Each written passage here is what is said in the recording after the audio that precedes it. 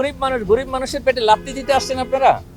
এই কথাগুলো আমাকে বলে প্রতিনিয়ত, আমি এই কথাগুলো শুনি।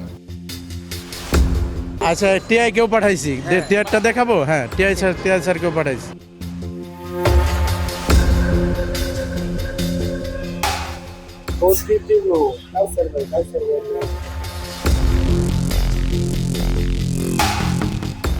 আতঙ্ক তো ওর বাপরে, এটা তো কাজ করে।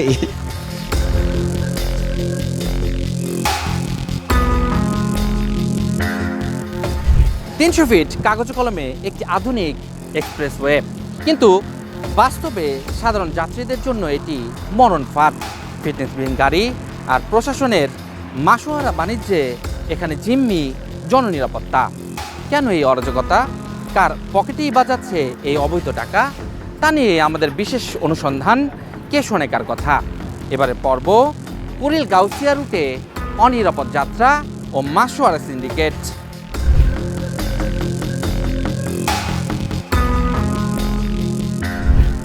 কুড়িল থেকে গাউসিয়া, গাউসিয়া থেকে মীরের বাজার, এই পথ এখন অঘোষিত মরণ ফাঁদ। গত 1 বছরে এই রুটে ছোট বড় দুর্ঘটনায় প্রাণ হারিয়েছেন অর্ধশতাধিক মানুষ। তথ্য বলছে এসব দুর্ঘটনার প্রধান কারণ অদক্ষ চালক এবং ফিটনেসবিহীন যানবাহনের লাগামহীন গতি।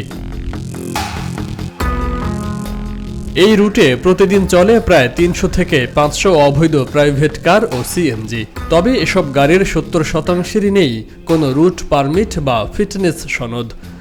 মানধাতা আমলের ইঞ্জিন আর ভাঙ্গাচোরা বডি নিয়ে এসব গাড়ি যখন ঘন্টায় 80 থেকে 100 কিলোমিটার বেগে ছোটে, তখন যাত্রীদের প্রাণ থাকে ওষ্ঠাগত।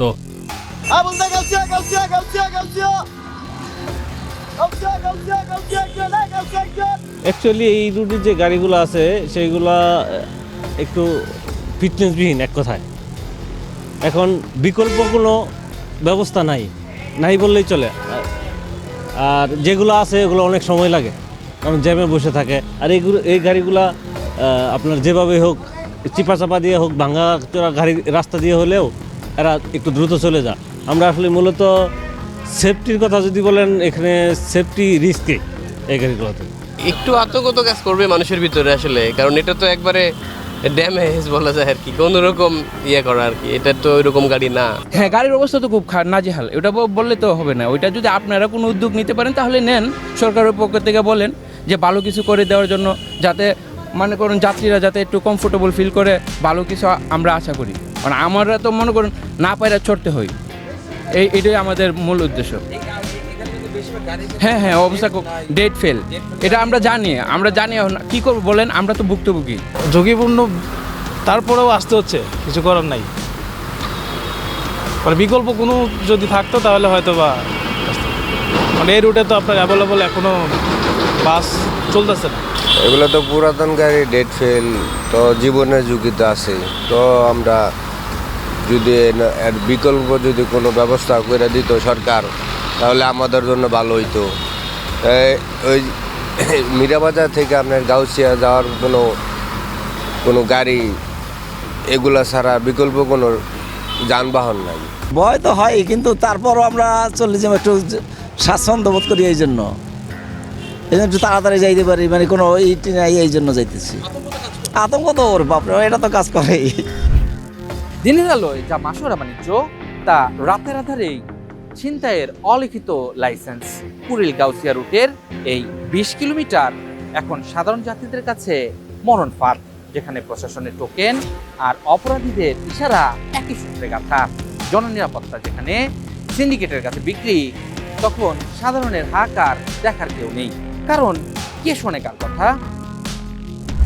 অভিযোগ রয়েছে প্রতিটি গাড়িকে দৈনিক বা মাসিক ভিত্তিতে গুনতে হয় নির্দিষ্ট অঙ্কের মাসোহারা। স্থানীয় প্রভাবশালী সিন্ডিকেট আর প্রশাসনের অসাধু চক্রের পকেটে এই টাকা গেলেই মিলে সবুজ সংকেত। 200 টাকা গেলে 100 টাকা প্লাস যাবে, মাসে 1700 টাকা মার দিয়েছি।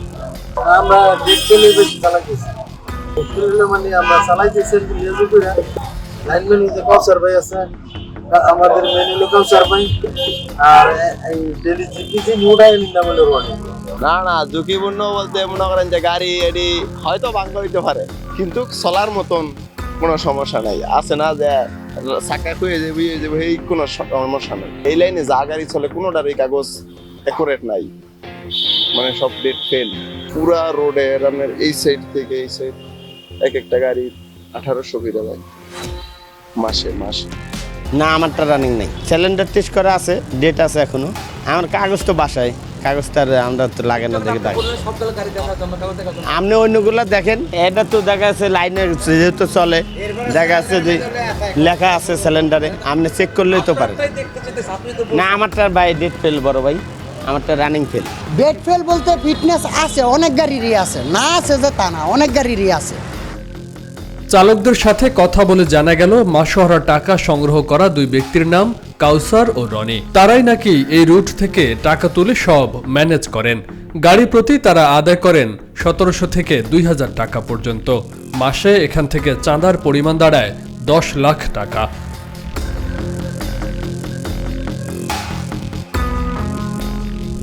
এই বিষয়ে প্রশ্ন করা হলে কাউসার সবকিছু অস্বীকার করলেও ট্রাফিক ইন্সপেক্টরের সাথে তার সখ্যতার প্রমাণ মিলে চ্যানেল এসের ক্যামেরায়।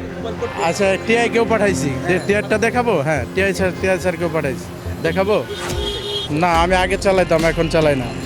এবার কথা বলতে চাই সড়কের বিশৃঙ্খলা ও জননিরাপত্তা নিয়ে কাজ করা দায়িত্বরত কর্মকর্তার সাথে। শুনতে চাই তাদের কথাও।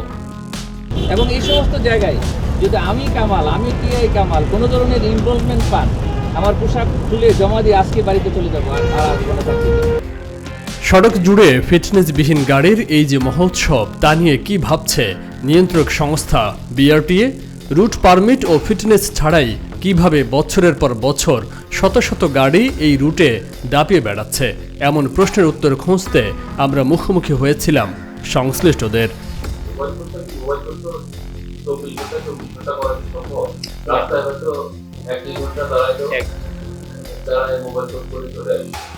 নিরাপদ সড়ক চাই আন্দোলনের নেতা মনে করছেন এই রুট এখন মৃত্যুর ফাঁদে পরিণত হয়েছে।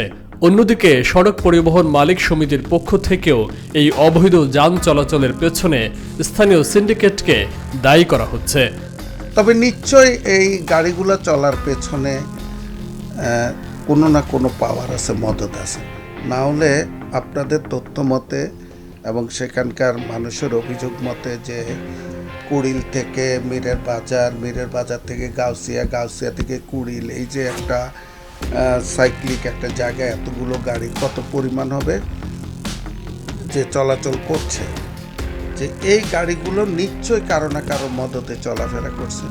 সেখানে হয়তো প্রশাসন যুক্ত আছে, সেখানে রাজনৈতিক প্রভাব থাকতে পারে, সেখানে লোকাল স্থানীয় প্রভাবশালী লোকদের প্রভাব থাকতে পারে। এখন এই প্রভাবগুলোকে মানে তারা ম্যানেজ করেই তো চলছে। তো যারা ম্যানেজ হচ্ছে তাদের কাছেও হয়তো জীবিকা বাইরে, জীবনের বাইরে তাদের কাছে তাদের চাওয়াটা, তাদের আত্মতুষ্টিটা, তাদের ইনকামটার প্রতি তারা বেশি নজর দিচ্ছে। আপনি জানেন, কোনো গাড়ি যদি ফিটনেসবিহীন থাকে, প্রশাসন যদি সেটাকে মামলা দেয়, আমরা কিন্তু বাধা দিই না। প্রশাসন যদি ডাম্পিংয়ে নিয়ে যায়, আমরা কিন্তু মালিক শ্রমিকরা বাধা দিই না। প্রশাসন যদি সেটাকে রাস্তায় উঠতে না দেয়, আমরা কিন্তু বলি না এটা জোর করে চালা। সেখানে তারাই কিন্তু এই যারা আনফিট এবং যারা অযোগ্য, তারাই কিন্তু নিজেদের এই দুষ্কর্মের জন্য, লাভের জন্য তারাই নেগোসিয়েশন করে বিভিন্ন জায়গায়, সেখানে নেগোসিয়েট হয়ে যায়। এটা প্রশাসনের, বিআরটিএর, পুলিশের দেখার বিষয়। কুড়িল থেকে গাউছিয়া থেকে মীরের বাজার রুটের এই নৈরাজ্য কেবল ট্রাফিক আইন লঙ্ঘন নয়, বরং একে সংঘটিত অপরাধ হিসেবে দেখছেন বিশেষজ্ঞরা। কেন এখানে অপরাধীরা ধরাছোঁয়ার বাইরে থাকে এবং কেন এই মাসোহারা কালচার বন্ধ হচ্ছে না, তা নিয়ে আমরা কথা বলেছিলাম অপরাধ বিশ্লেষকের সাথে। যে সড়ক, যে পরিবহনগুলোকে দেখলেই বোঝা যায়, পরীক্ষা নিরীক্ষা তো পরের ধাপ, তাকে দেখলেই বোঝা যায় তার আসলে অসুবিধা আছে, ফিটনেসে ঘাটতি আছে, কিংবা যে মানের বয়সের চালক থাকা দরকার সেটা নাই, তাহলে এই ব্যবস্থা যথাযথভাবে গ্রহণ করা হচ্ছে না কেন?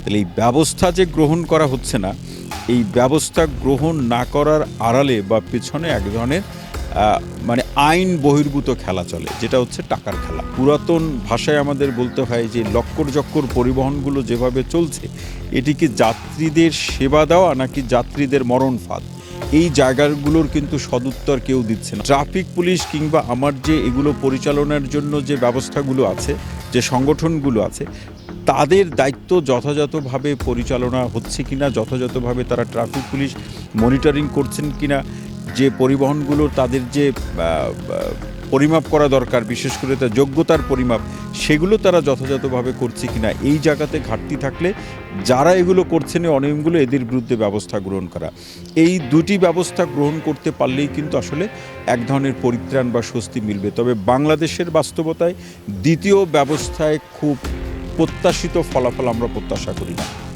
শুধু দুর্ঘটনাই নয়, এই রুট এখন অপরাধীদের অভয়ারণ্য। বিশেষ করে কাঞ্চন ব্রিজ, নীলা মার্কেট এবং জিন্দা পার্ক সংলগ্ন এলাকাগুলোতে সন্ধ্যার পর ছিনতাই নিয়মিত ঘটনা। অনেক ক্ষেত্রেই অবৈধ চালকরাই ছিনতাইকারীর চক্রের সাথে যোগসাজশ করে যাত্রীদের নির্জন স্থানে নামিয়ে সর্বস্ব লুটে নেয়। আপনার এই যে ইদারিং ধরে আপনার এই যে নাগদা ব্রিজের দিকে বেশি একটা ছিনতাই হয় শুনতে আসছি। আবার এই নাগদা ব্রিজে এই মাঝে মাঝে রাইড করে বেশিরভাগ হয়, দিনে হয় না। তারপর আমগো এদিকে আছে আবার এই যে গাউসিয়া, কাঞ্চন ব্রিজের হেমুরা আছে, আবার এই যে জিন্দা পার্কের এদিকেও হয়। জিন্দা পার্কের এদিকে অ্যাভেলেবেল মাঝে মাঝে হচ্ছে, এটা শুনতে আসছি। দ্বিতীয়ত ইজি বাইক বা বিভিন্ন সিএনজি এই মাধ্যম দিয়ে যেতে হয়। কিছু কিছু গাড়ি আছে যেগুলো এক্সপায়ার ক্লাসের, এগুলো দিয়ে ব্যবহার করে যেতে হয়, কিন্তু প্রতিমধ্যে অনেক ঝামেলার সম্মুখীন হতে হয় আর কি।